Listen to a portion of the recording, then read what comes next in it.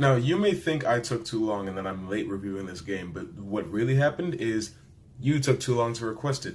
So this is your fault. Blame yourself. May I stand unshaken amid Red Dead Redemption 2. So Red Dead Redemption is the long-awaited prequel to Rockstar's first smash hit, not first Western, smash hit Western game, Red Dead Redemption, that came back in, I believe, 2010.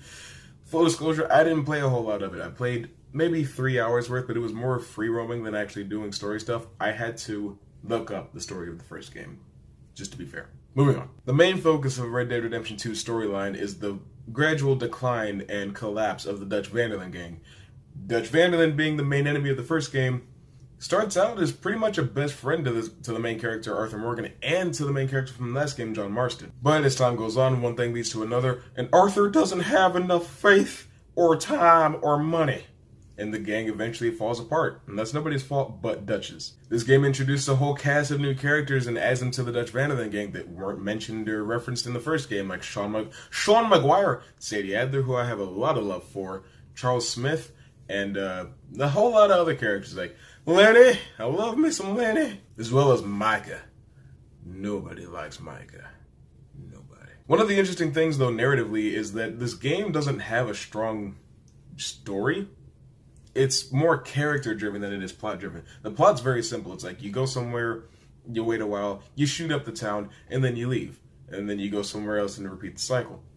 But outside of that, when you get into the character interactions and the journeys that each of these characters are going on, the story from one person to the next is all centered around Arthur Morgan. It's very fascinating. And with that, you get to see Dutch go crazy and become the villain that he was in the first game. And it's not just Dutch. Remember, he wasn't alone. It's also Bill Williamson and Javier Escuela. Also, I think Arthur Morgan was set up to be the most interesting Rockstar protagonist in the history of Rockstar games. And it absolutely worked. I loved Arthur. And just about everything that happened to him personally affected me in a very similar way. And that doesn't usually happen. Like, this year, it's only happened with Spider-Man and Kratos. Moving on to gameplay, though. This game is huge, and in being huge, it gives you a lot to take care of. It's like, hey, you gotta stay fed, you gotta stay rested, you gotta keep groomed, you gotta keep your horse fed, keep it clean. There's a lot of stuff to keep track of, and sooner or later, your satchel will be absolutely full of provisions, and you'll be like, maybe I should start eating some of this because I'm underweight and sick. In being such a large game, though, like, let me show you. I've dropped everything. See how many gigabytes that is? Look at that. Anyway, in being such a big game, you could argue that it's too big for its own good and giving you too much to do. The world is too full. Or you could say it's too barren because of how big it is. I think it found the Goldilocks zone. It walks the main line in between busy and bare, and there's a lot to do. Like, you could just be riding on your horse and then you find an escaped convict, you shoot his chains, and he tells you about a homestead you can go rob. You could be riding your horse, you come across a blind man, you give him $1, he tells you your fortune. A lot can just happen at random times when you're out exploring the world, and I have a lot of respect for that. Also, one of my favorite aspects of the game is hunting. Because if you're low on cash, shoot a couple deer in the head with an arrow. Go get some money. I realized I said shoot a deer in the head with an arrow. Don't worry about me, I'm fine. And how many other games can you think of right now where you can find the KKK and just kill them, and then your honor goes up? Speaking of honor, that's very important for what ending that you want to get.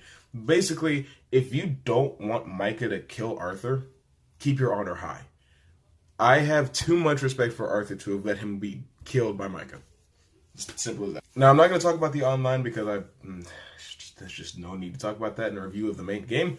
However, I will say that once it's finished, I imagine it will be a lot of fun. Also, another thing that really impressed me is just like Spider-Man with the different audio recordings that they did. If you're too far away on your horses, instead of just having the regular conversation, be like, "Oi, Arthur."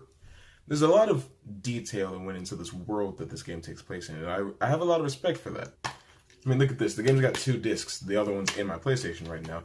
But there's 2 discs. Like, the game's so big, and part of that world being so big is just like, you know, I actually kind of forgot where I was at, so let me go back a bit. I believe I was talking about crafting explosive rounds. There is nothing more satisfying than crafting an explosive repeater round and just somebody's head open. Just dead. That's really satisfying, and it's weird that in the world we live in right now, that's what I find satisfying. But hey, that's what I played this game for. Now, this game is not without its flaws, trust me. There are unresponsive controls at times. Your horse will slam into a tree at 100 miles an hour even though you just turned around. The lock-on system isn't very convenient.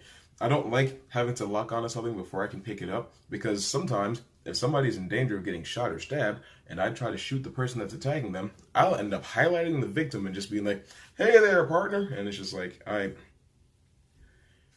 in no way wanted this. I want to save that person. Let me do that. Also, certain throwable items are kind of a nuisance, like the fire bottle doesn't always go where it tells you it's about to go. Sometimes you'll hit something that's right in front of you and set yourself on fire. Maybe that's just me. I also want to say, screw those random challenges where I'm riding to New Hanover and someone's like, you want to race my horse? Of course I'm going to say yes. And it's like, are you a real gunslinger? Of course I'm going to say yes. But I do hate when somebody decides to attack you and then you kill them and then your honor goes down and you end up with a bounty and it's like, self-defense. Self-defense. At one point, I was riding my horse and I knocked over some models and I didn't understand what was happening, but it turns out a man was just trying to practice his shooting, so he shot me. And then I blew his face off and my honor went down. And I was just like, was I supposed to let him kill me? Because there was no way that was going to happen. And in the end, I will say that Red Dead Redemption 2 is worth buying at full price.